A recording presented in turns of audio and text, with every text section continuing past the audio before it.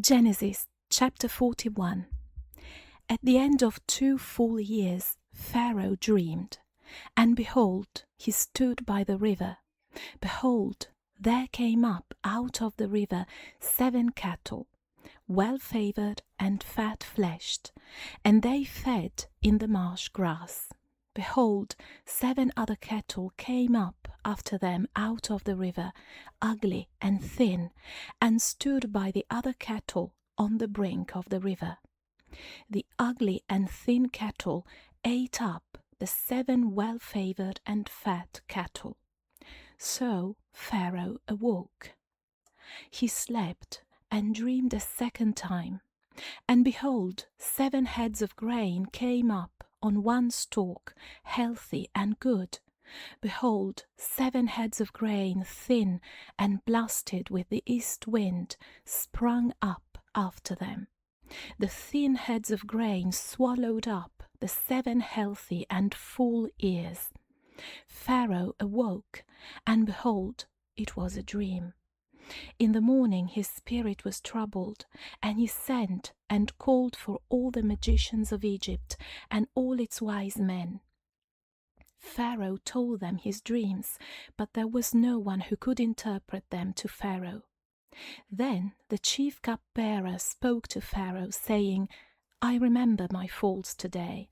Pharaoh was angry with his servants and put me in custody in the house of the captain of the guard, me and the chief baker.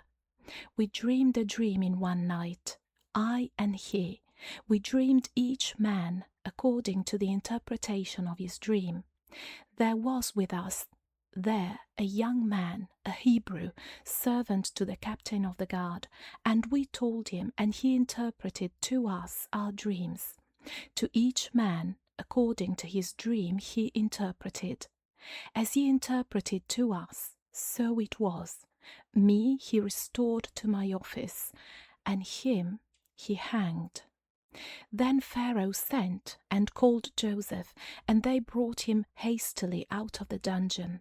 He shaved himself, changed his clothing, and came in to Pharaoh. Pharaoh said to Joseph, I have dreamed a dream, and there is no one who can interpret it. I have heard it said of you that when you hear a dream, you can interpret it.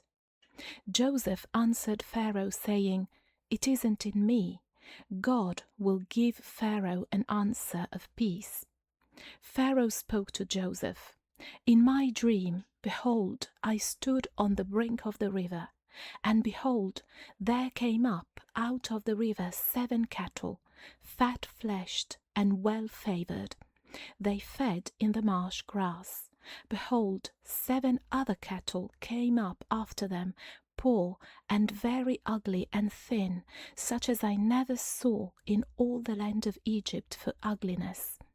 The thin and ugly cattle ate up the first 7 fat cattle, and when they had eaten them up, it couldn't be known that they had eaten them, but they were still ugly, as at the beginning. So I awoke. I saw in my dream, and behold, 7 heads of grain came up on one stalk, full and good. Behold, 7 heads of grain withered, thin, and blasted with the east wind, sprung up after them. The thin heads of grain swallowed up the 7 good heads.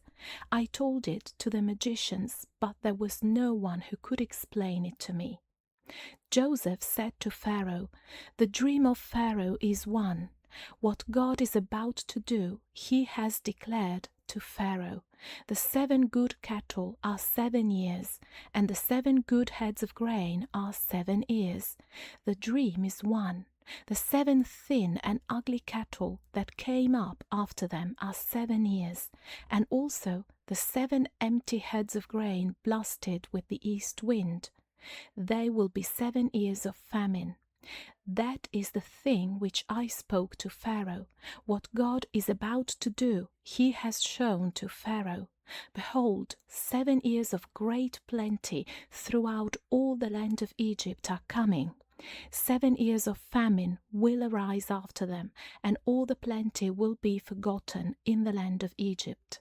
The famine will consume the land, and the plenty will not be known in the land by reason of that famine which follows, for it will be very grievous. The dream was doubled to Pharaoh, because the thing is established by God, and God will shortly bring it to pass.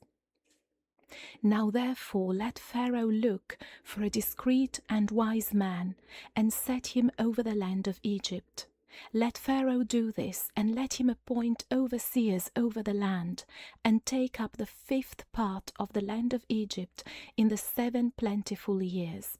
Let them gather all the food of these good years that come, and lay up grain under the hand of Pharaoh for food in the cities, and let them keep it.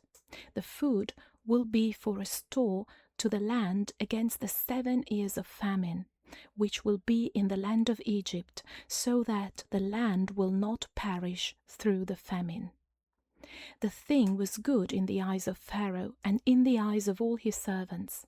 Pharaoh said to his servants, "Can we find such a one as this, a man in whom is the Spirit of God?"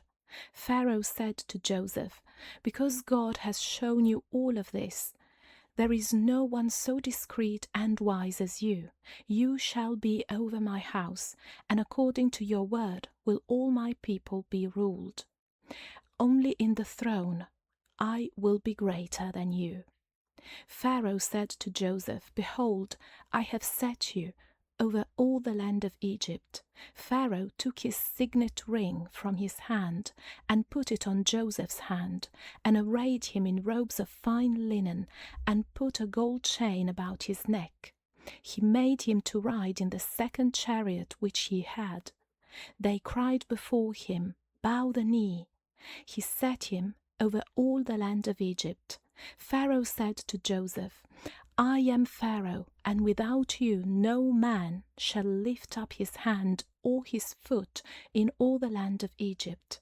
Pharaoh called Joseph's name Zaphenath-Paneah, and he gave him Asenath, the daughter of Potiphar, priest of On, as his wife. Joseph went out over the land of Egypt. Joseph was 30 years old when he stood before Pharaoh, king of Egypt. Joseph went out from the presence of Pharaoh and went throughout all the land of Egypt. In the 7 plentiful years the earth produced abundantly. He gathered up all the food of the 7 years which were in the land of Egypt, and laid up the food in the cities. The food of the field, which was around every city, he laid up in the same. Joseph laid up grain as the sand of the sea, very much, until he stopped counting, for it was without number.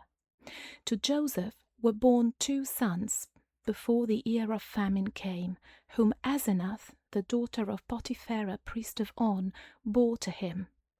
Joseph called the name of the firstborn Manasseh, for he said, "God has made me forget all my toil and all my father's house." The name of the second he called Ephraim, "For God has made me fruitful in the land of my affliction." The 7 years of plenty that was in the land of Egypt came to an end. The 7 years of famine began to come, just as Joseph had said. There was famine in all lands, but in all the land of Egypt there was bread. When all the land of Egypt was famished, the people cried to Pharaoh for bread, and Pharaoh said to all the Egyptians, "Go to Joseph, what he says to you, do." The famine was over all the surface of the earth. Joseph opened all the storehouses and sold to the Egyptians. The famine was severe in the land of Egypt. All countries came into Egypt to Joseph to buy grain, because the famine was severe in all the earth.